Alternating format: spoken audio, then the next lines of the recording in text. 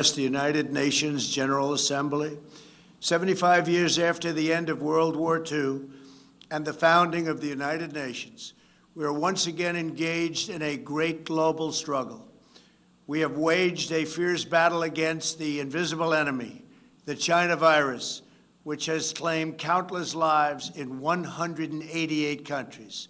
In the United States, we launched the most aggressive mobilization since the Second World War. We rapidly produced a record supply of ventilators, creating a surplus that allowed us to share them with friends and partners all around the globe.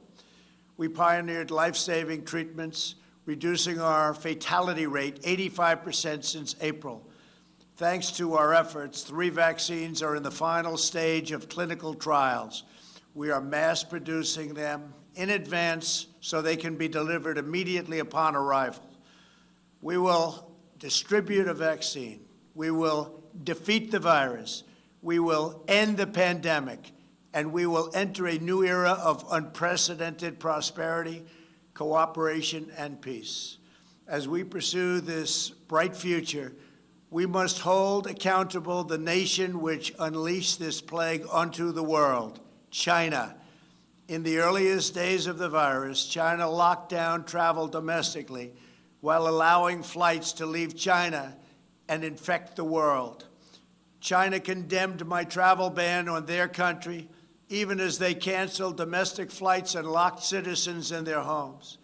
The Chinese government and the World Health Organization, which is virtually controlled by China, falsely declared that there was no evidence of human-to-human transmission.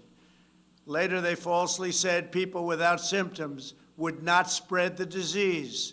The United Nations must hold China accountable for their actions. In addition, every year, China dumps millions and millions of tons of plastic and trash into the oceans, overfishes other countries' waters, destroys vast swaths of coral reef, and emits more toxic mercury into the atmosphere than any country anywhere in the world. China's carbon emissions are nearly twice what the U.S. has, and it's rising fast. By contrast, after I withdrew from the one-sided Paris Climate Accord, last year America reduced its carbon emissions by more than any country in the agreement.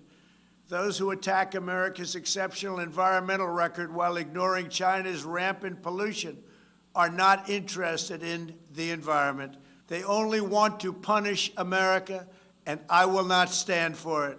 If the United Nations is to be an effective organization, it must focus on the real problems of the world.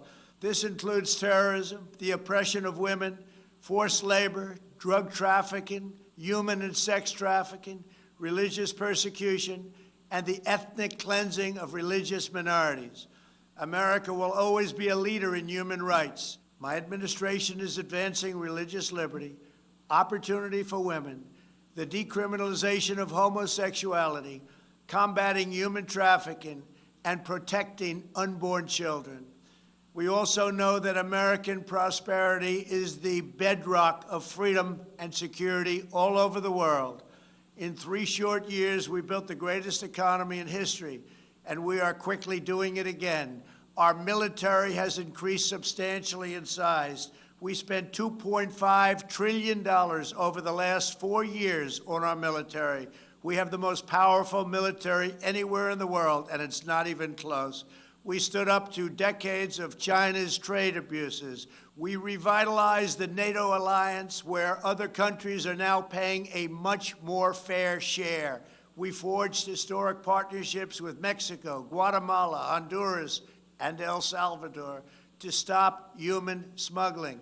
We are standing with the people of Cuba, Nicaragua, and Venezuela in their righteous struggle for freedom. We withdrew from the terrible Iran nuclear deal and imposed crippling sanctions on the world's leading state sponsor of terror. We obliterated the ISIS caliphate 100%, killed its founder and leader, al-Baghdadi, and eliminated the world's top terrorist, Qasem Soleimani. This month, we achieved a peace deal between Serbia and Kosovo. We reached a landmark breakthrough with 2 peace deals in the Middle East, after decades of no progress.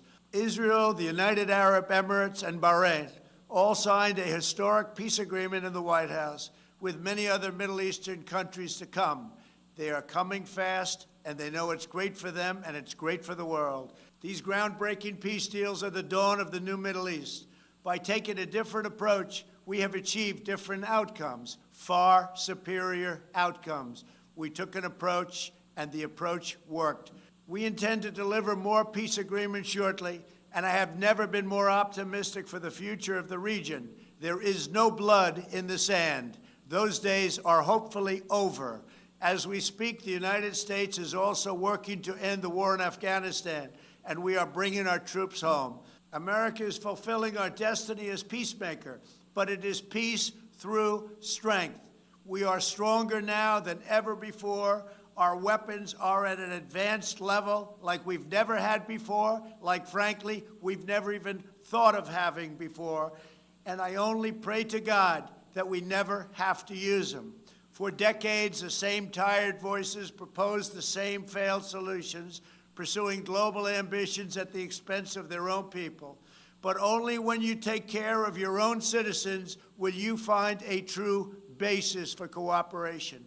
As president, I have rejected the failed approaches of the past, and I am proudly putting America first, just as you should be putting your countries first. That's okay. That's what you should be doing. I am supremely confident that next year, when we gather in person, we will be in the midst of one of the greatest years in our history, and frankly, hopefully, in the history of the world. Thank you. God bless you all. God bless America. And God bless the United Nations.